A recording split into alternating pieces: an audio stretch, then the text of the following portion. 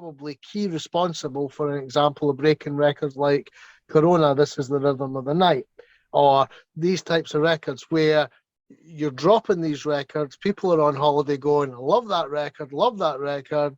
They maybe got the BCM mix tape or whatever at the time, and that's on it. But that record then comes out 6 months down the line in the UK, and it goes number one because of you, because of what you did, and that was and so there must have been, A&R guys or whatever phoning you up, going, "Come on, Des, play my tune, come on." No, they would turn up. Yeah, all right. Well, maybe you know. They would turn up and bring me a batch of records. Now, Julesy became an A&R guy for, who was it? Was it Sirius or Manifesto or Judge Jules I'm talking about? Yeah, I think it was, I know he was part of, was it not? Yeah, I'm trying to remember the label.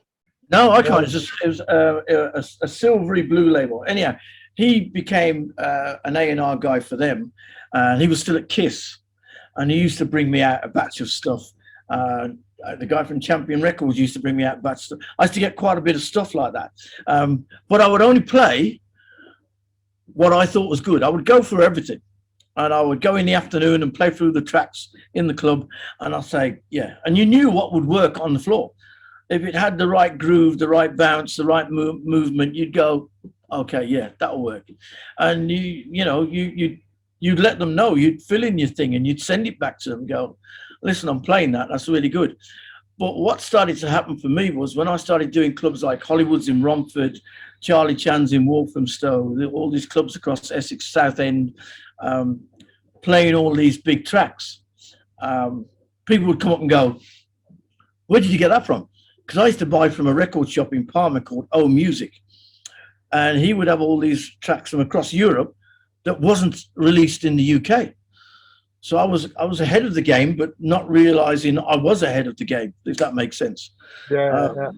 So you'd play tracks back in the UK and they'd go, what is this? So I did it. I mean, it must have been, God, I remember bringing out vinyls way back in the day, and to get someone, for example, to play it on radio was one thing, but to get someone like yourself to play it at BCM or that type of thing, that would have been huge at the time. But so was it always? There was never a case of, there's a brown envelope, play my record, whether you liked it or not, type scenario back then. I never got paid for playing tracks, so that was good. I did everything on my own merit. If they gave me a track and it was good and I played it, that's fine. But if it was something that didn't work, then maybe it would work in another club. If I was playing another club or an after party, I'd find a dub mix that I could play or something like that. Solution, Feel So Fine comes to mind.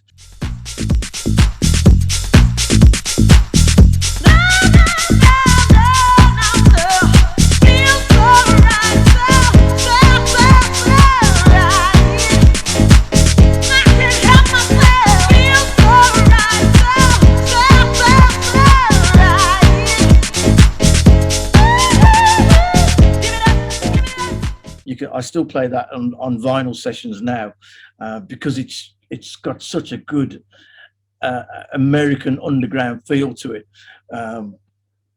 Great drive, and then this girl, oh no, feels so right, just coming over the top of it, and it just used to, so it's still a good underground track. So yeah, you get things like that.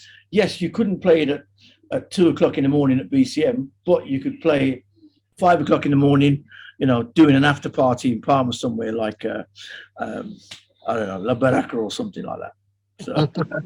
What was let's move into sort of production and music then, because, that's also a big part of your career.